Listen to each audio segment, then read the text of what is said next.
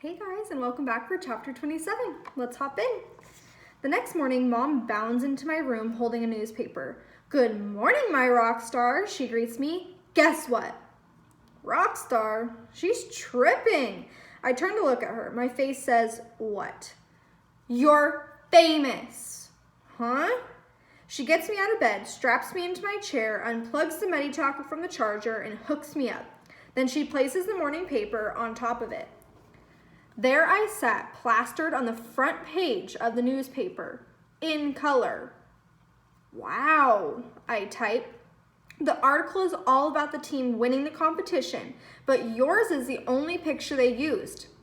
Interesting. Why me? Mom smiles quickly. Because you are unique and wonderful and lots more interesting than ordinary fifth graders, I guess, she says. The whole article seems to be focused on you. Team kids won't like that, I type. I'm sure they'll be happy for you, sweetheart. No, they won't. Here, listen to this. She reads me the article. Spalding Street Elementary's talented academic team of 5th and 6th graders won the local Whiz Kids quiz competition last night by a score of 86 to 85. With stunning skill and knowledge, they answered questions far above their grade level to defeat 7 other teams. Makes us sound smart, I type. And so you are, Mom replies. Math questions made me sweat. I get clammy under the arms just thinking about them.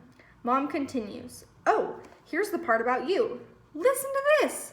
One outstanding member of the Spalding team is Melody Brooks, an 11-year-old who has been diagnosed with cerebral palsy. In spite of her physical challenges, Melody's quick and capable mental abilities were able to shine as she led her team to victory. They will hate me, I type glumly. Butterscotch, who still sleeps in my room, nuzzles my hand. She always seems to know how I feel, but it doesn't help this time. Oh, don't exaggerate. I think it's a lovely article, and your friends should be proud. You don't get it. Mom ignores me and proceeds to get me ready for school. 2 blue t-shirts, one to wear and one to pack just in case. 2 pairs of pants. She never picks out jeans. I decide not to argue. I have a feeling it is not going to be a good day. What a great photo of you. I'm going to make sure I get extra copies of the paper. She chatters cheerfully as she tugs on my socks before putting on my sneakers. I've got to make sure everybody at work sees this. Dad has finished dressing Penny, so he brings her into my room. When Penny notices my picture in the paper, she drops Doodle and shouts, "Dee Dee!" She picks up the paper and kisses it. I bet I won't get many reactions like that at school today. Dad leans over and gives me a kiss on the cheek. I'm so proud I could pop, he says softly. I love you, Melody. That makes me get all teary. Just once, I wish I could hug my little sister or tell my dad I love him too, in real words, not through a machine. The reaction at school today is just what I expected. Words float out of lips that say nice things to me, but eyes tell the truth. The eyes are cold, as if I had beat the reporter over the head and forced her to print that picture of me. Even Rose acts distant. Nice picture of you in the paper, Melody, she says. Thanks. Should have been all of us.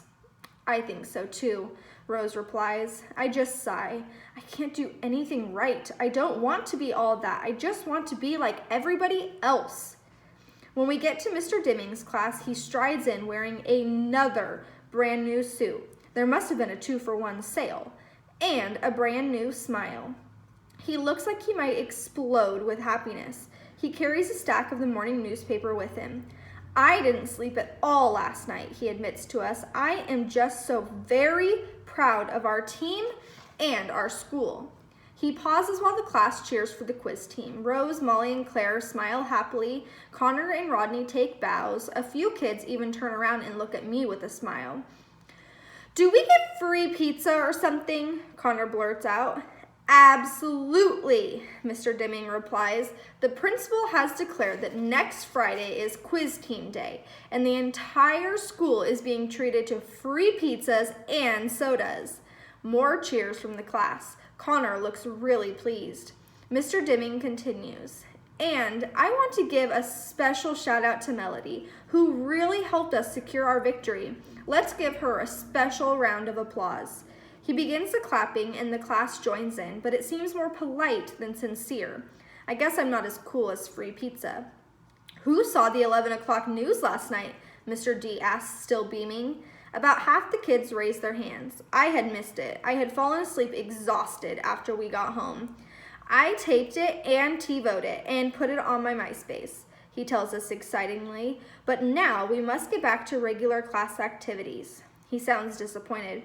But how do we get ready for Washington? Rose asks, obviously not ready to let him do that. Teachers are so easily distracted. I knew he'd bite on that one. Mr. Dimming smiles again and takes a deep breath. We have only 2 weeks to get ready, Rose. I've prepared a packet for each of my team champs, he says as he passes out the paperwork. Take this home and bring it back tomorrow without fail. In it, I've included information about how to redeem the free plane tickets and info about our hotel and schedule for the days we are in DC. It also gives details about our practice schedule, which begins today. We will meet every day after school and half a day on Saturday.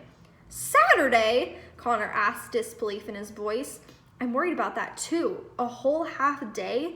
If Catherine can't come, how will I get to the bathroom or eat? I'll bring bagels for breakfast, fruit for snacks, and we'll order in burgers for lunch, Mr. Dimming tells him. Sounds sorta healthy, Connor responds with a grin, but I'll be there. You skip a practice and you get bounced to the alternates, Connor. I'm in this to win. Why don't you take a couple of days off, my man? Rodney says to Connor. I'd be glad to take your place. Slide you right out in a blink. He sounds serious. No way, man. I'll show, Connor says hurriedly. Molly raises her hand. Mr. Dimming, do the alternates go to Washington also? Absolutely. So should I buy a new dress just in case I get to be on the team? That's up to you, Molly, the teacher replies. Claire raises her hand then. Mr. D, I think I know what Molly's getting at. Since there are 6 people on the DC team instead of 4, which of the alternates will you choose? We will use a point system, he replies. The students with the 6 highest scores from all our preliminary rounds will make the final TV team. Sound fair? Claire looks satisfied at that, and she and Molly high-five each other.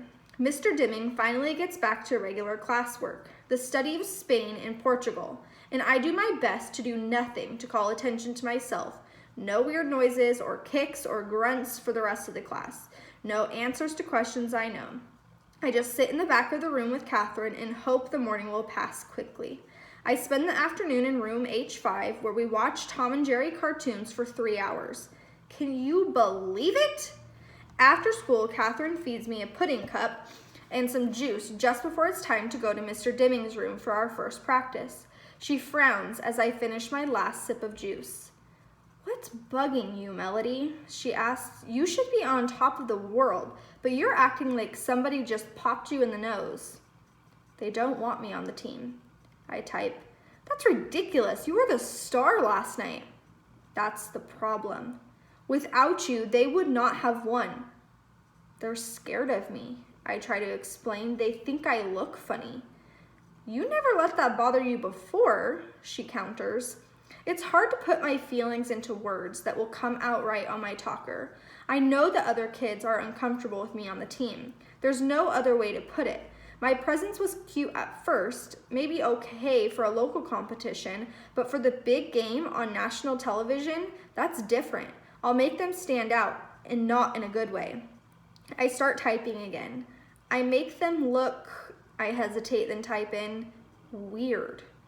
You're the smartest person on the team, Catherine explains. I drool. So pack a box of tissues. I make funny noises. And Connor farts sometimes. I have to smile at that. No more of this feeling sorry for yourself, young lady. Let's get down to Mr. D's room and kick some butt. Okay, let's go, I type. We roll down to the room and I hold my head high. Well, at least as high as I can when it isn't wobbling around.